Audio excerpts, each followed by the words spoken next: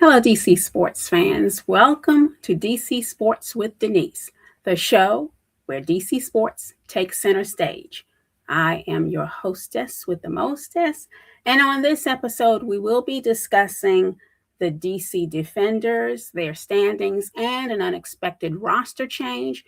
We're going to take a look at the WNBA Mystics and their last two games. And then we're going to go over to the Washington Spirit women's soccer team to see what's going on with them.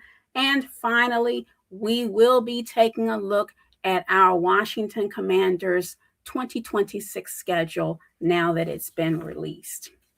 So, first off, let's talk about our DC Defenders, the UFL team. Our DC Defenders went to Louisville to take on the Kings. And unfortunately, they lost 33-30. It was a close game. Our Washington Defenders played very well. As a matter of fact, if you will recall, our Washington Defenders in week 7 hosted the Louisville Kings, and that game did not go well for the Defenders at all. The Defenders lost 30-13 in week 7, hosting the Louisville Kings. But when our Defenders went to Louisville to face off the Kings, they played much better. They scored in all 4 quarters. They started off the game really strong. As a matter of fact, in the first quarter, our quarterback, Jordan Tamu, threw a wonderful pass to Ty Scott. Let's take a look at that. Of the championship game last year. Play action off the back shoulder. Ty Scott's got it. Ty Scott rides it all the way into the end zone. Didn't take long after the long kick return. 41-yard pitch and catch. That is right. Our quarterback, Tamu, threw a 41-yard pass to Ty Scott for a touchdown. So he started off the game really strong. Again, the DC Defenders scored in every quarter, but so did the Louisville Kings. And unfortunately, in the first quarter, our quarterback, Jordan Tamu, suffered a right knee injury, and it turned out to be a season-ending injury. And let's see what our head coach, Shannon Harris had to say about Jason Tamu and his injury. He said, "We never want to lose a quarterback of that caliber, especially a guy who's been an MVP level player and championship leader for us. But we still have a really good football team, and we're going to rally behind Spencer and Jason." Spencer and Jason being Spencer Sanders and Jason Bean, who are the backup quarterbacks for the Defenders. So Coach Shannon Harris is moving forward. And we definitely want Jason to have a full Jordan Tamu to have a full recovery. But on a more positive note, our DC Defenders do have the best rushing attack in the UFL. They lead the league in total yards per game, and touchdowns. So the DC Defenders will go to Orlando, Florida to take on the Storm, who lead the league with a 6-2 record. The Defenders are currently third. They're ranked third in the NFL. Their record is 5 wins, 2 losses. And both of those losses came at the hands of the Louisville Kings. And in order to beat the Orlando Storm, the DC Defenders are going to have to do what their head coach Shannon Harris said in his presser. He talked about how the DC Defenders play good ball, but they cannot hurt themselves by committing turnovers and penalties. So Coach Harris is saying the DC Defenders are going to have to avoid committing penalties and avoid the turnovers. And hopefully with that, they will beat the Orlando Storm. And again, we want to wish our quarterback, Jordan Tamu, a full and speedy recovery from his season-ending injury to his right knee. And we wish the Defenders victory against the Orlando Storm. Now, going over to the Mystics, we're going to cover two games. They had two games we're going to cover. The first game was a wonderful overtime thriller against Caitlin Smith and the Indiana Fever. Caitlin Clark and the Indiana Fever. Let's look at the starting lineup of our Mystics. Okay, we have Georgia Amore as point guard, Sonia Citron as shooting guard small forward, Kiki Iriafen as our power forward, and replacing Cassandra Prosper in these two games as guard small forward or forward wing, we have the debut of Cody McMahon. And at center, we have Shakira Austin. So in the game against the Fever with Caitlin Clark, our Mystics won in overtime. It was a close one, 104 to 102. And we had some records set in this game because our Mystics played their hearts out. Sonia Citron got a career high 30 points, 6 rebounds, and 4 assists. Kiki Iriafen got a career high 25 points, 13 rebounds. So she's still doing the double-double deal. And she got 2 assists. And Shakira Austin got 19 points, 9 rebounds, 5 assists, and 3 blocks. And in this game, Shakira Austin got her 105th career block, where she passed Chastity Melvin for the 9th most total blocks in the Washington Mystics franchise history. So congratulations to Shakira Austin.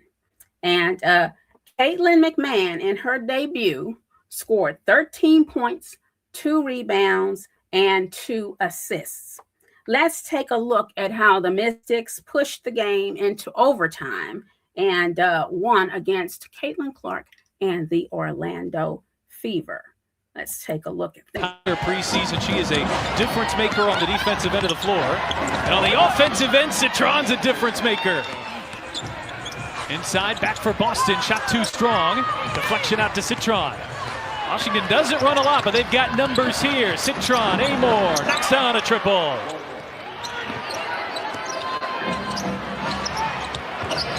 Citron just 2 points in that first quarter. That'll give her 5, and Washington's back within 1. 3 balls. Very nice. This one from Citron.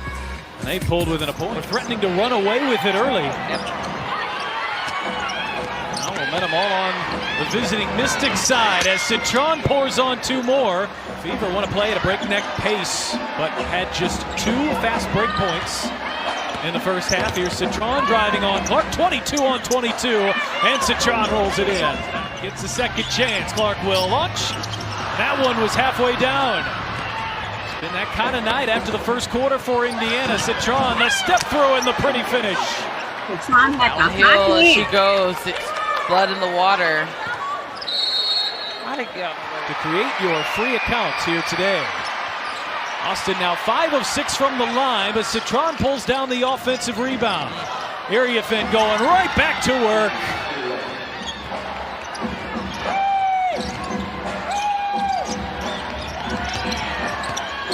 Now it's Citron who ducks in. Bank shot is good. Their opportunity, but Citron showing off her ability in the post. Yeah, just was able to cut the face of Kelsey Mitchell there. Got great position, and that's big guard energy there. Sophie Cunningham. Citron on the attack, the left hand, and it stays down.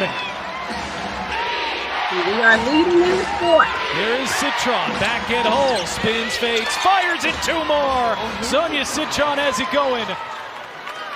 Citron doing Citron things.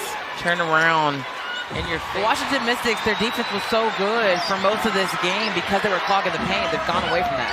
Citron on the drive, gets to the rim. But the call doesn't come. Citron on the drive, right back to the rim. It's 6 straight for Washington. An iconic shootout between a pair of 22s. Beautiful lob inside. Austin finishes. Sonia Citron doing it all. And McMahon is left alone. And a big shot, Cody McMahon. In her debut. Oh, what a swing. Rookie or not, when your number is called, it's time to play. There's no hesitation. She said you can get this out the net. And that was our Mystics. Congratulations to them on defeating Caitlin Clark and the Indiana Fever in an overtime thriller, 104-102. Now, the story didn't end as well when the Mystics went to Dallas to take on the Wings. The Mystics lost to the Wings 92-69. And here is Cody McMahon with the Mystics play of the game.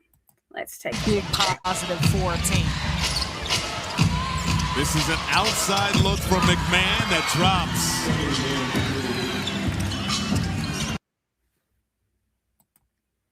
And so there we go. Congratulations to the Mystics on winning against the Fever. They didn't fare so well against the Dallas Wings, but the Mystics will be taking on the Seattle Storm in Seattle, and we wish them a victory there. So congratulations to our Mystics. And now let us go on over to the National Women's Soccer League to check in on our Washington Spirit. Now, they went to San Diego to face the Wave, and they lost 2-1. And here is your starting 11. We have Sandy McIver, Tara Rudd, Lucia DiGuglielmo, Gabrielle Carl, Esme Morgan, Rebecca Bernal, Lacey Santos, Hal Hirschfeld, Trinity Rodman, Claudia Martinez, and Sophia Cantore. And in this match, Rebecca Bernal scored the only goal for the Washington Spirit. Unfortunately, the San Diego Wave scored 2 goals to win the game 2-1 against the Spirit. But let's have a look at Rebecca Bernal's game, her goal, her only goal for the Mystics. Bounce to a corner for Washington.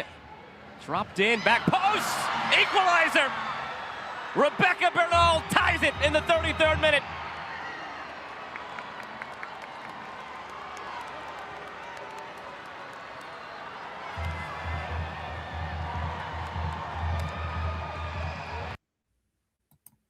So congratulations to Bernal. She scored a tying goal, but as I said, the San Diego Wave Football Club went on to score another goal, so they won 2-1.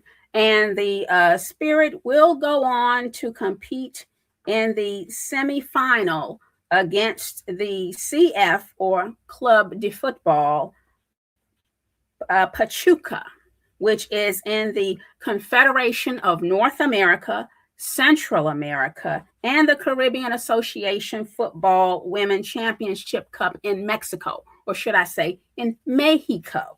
So the Washington Spirit will be going to Mexico to play CF Pachuca.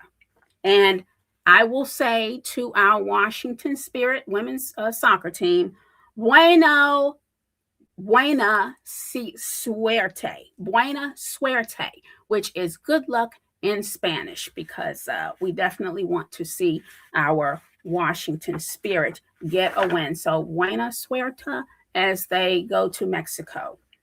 And now we are going to go over to the NFL, where our Washington Commanders schedule has been released for year of our Lord 2026. And this is where we stand, folks.